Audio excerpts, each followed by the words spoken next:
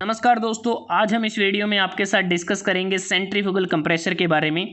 जैसे कि नाम से ही पता चलता है, इस कंप्रेसर में हम सेंट्रीफ्यूगल फोर्सेस का यूज़ करते हैं।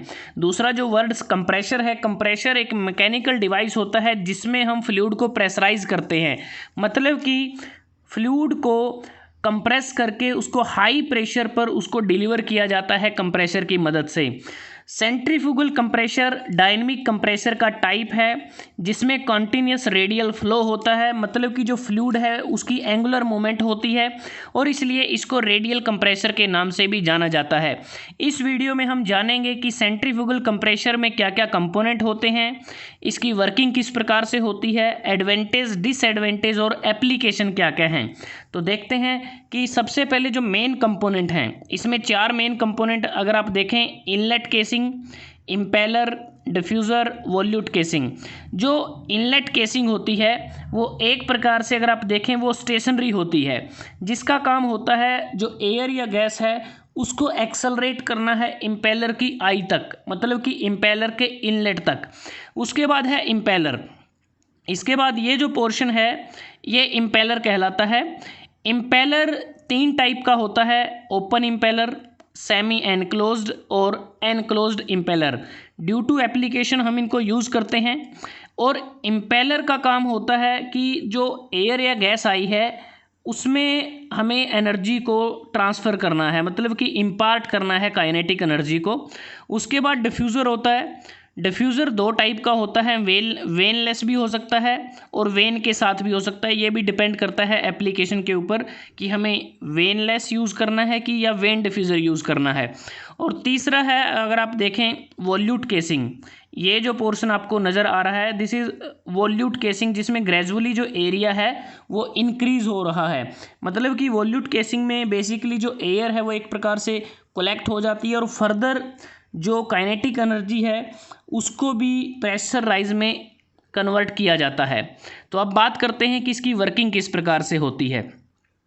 इसमें अगर हम देखें, जो इनलेट होता है वहाँ पर जो एयर का प्रेशर है वो P1 है, एयर टेम्परेचर T1 है, एयर डिस्चार्ज Q1 है और मास फ्लो जो रेट है एयर का वो स्मॉल m से इंडिकेट किया गया है।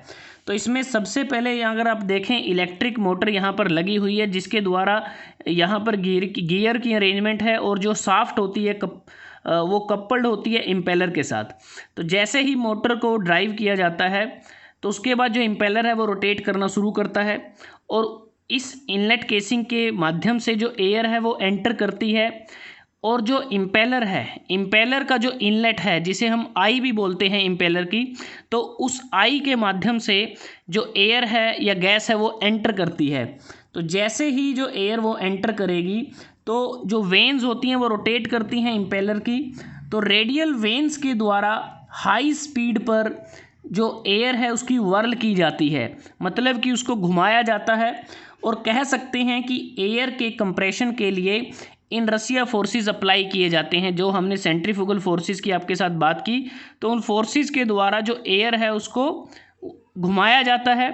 और उसके बाद जो इम्पेलर है, इम्पेलर में जो एनर्जी है, जो इम्पेलर में जो काइनेटिक एनर्जी है उसको एयर में ट्रांसफ़र किया जाता है और साथ में जो प्रेशर है वो भी बढ़ जाता है। 2 चीज़ें होती हैं इम्पेलर में, जो एयर की जो वेलोसिटी है वो भी इंक्रीज़ होती है और साथ में प्रेशर भी राइज होता है। और एयर को काइनेटिक एनर्जी इम्पार्ट की जाती है इम्पेलर के द्वारा।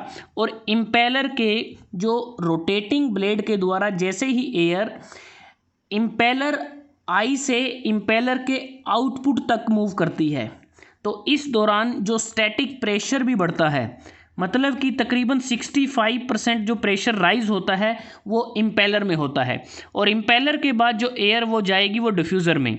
डिफ्यूज़र में जाने के बाद डिफ्यूज़र का एक ही काम होता है कि जो एयर इसके अंदर आई है उसकी वेलोसिटी को कम करना है और प्रेशर को राइज करना है।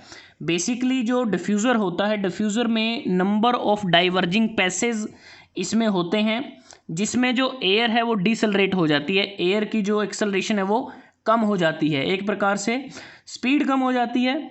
और जिसके परिणाम स्वरूप, क्योंकि डिसलरेशन के कारण एयर की काइनेटिक एनर्जी स्टैटिक प्रेशर में बदल जाती है और इस प्रोसेस को हम डिफ्यूज़न कहते हैं इस केस में।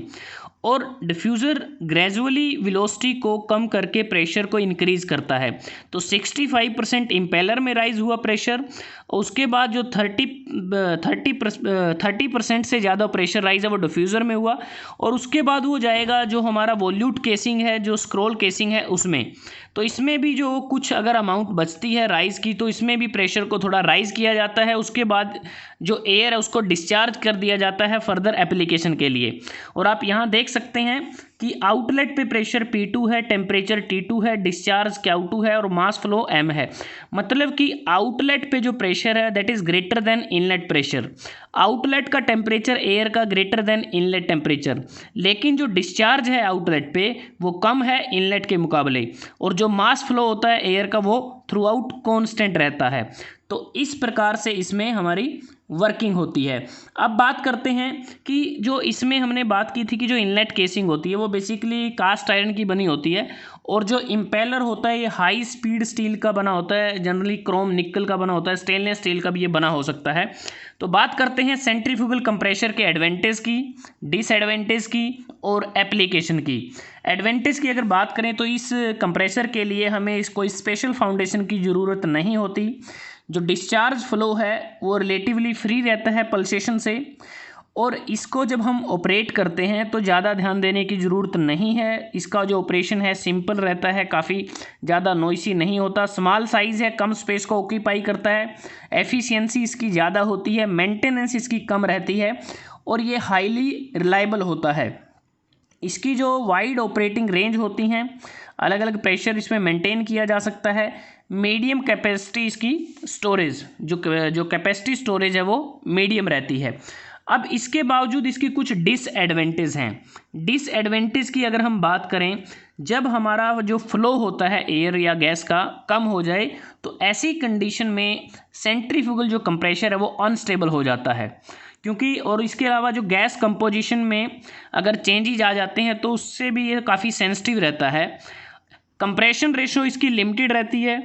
स्मॉल वॉल्यूम अगर एयर या गैस का हुआ तो उसके लिए ये कम एफिशिएंट रहता है, और जब हमें ज़्यादा प्रेशर की आवश्यकता होती है तो उस केस में हमें इंटरकूलिंग को प्रोवाइड करना पड़ता है।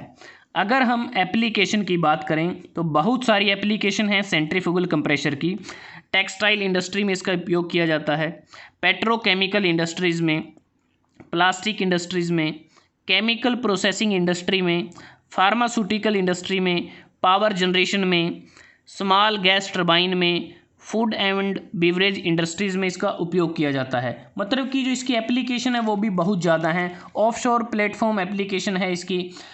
उसके बाद अगर हम बात करें कि जैसे हमने बात की जब प्रेशर हमें ज़्यादा चाहिए होता है, क्योंकि ये जो अभी आपने देखा ये सिंगल स्टेज सेंट्रीफ्यूगल कंप्रेशर आप देख पा रहे हैं, क्योंकि जब हमारी ज़रूरत होती है कि हमें ज़्यादा प्रेशर और चाहिए तो उस केस में हम नंबर ऑफ़ स्टेजेस की हमें ज़रूरत होती है, और जो नंबर ऑफ़ स्टेजेस हम इसमें इंक्लूड करते हैं वो बेसिकली वो सीरीज़ में अरेंज की जाती हैं ताकि हाई प्रेशर को अचीव किया जा सके।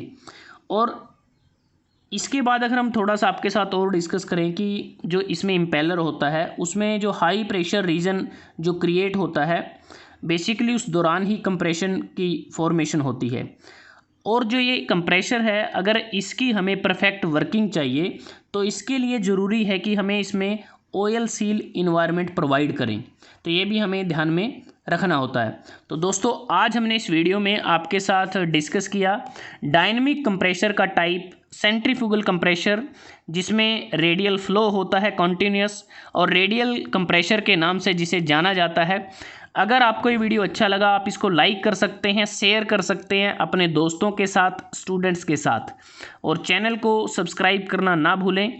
जल्दी हाजिर होते हैं एक नए टॉपिक के साथ, तब तक के लिए धन्यवाद।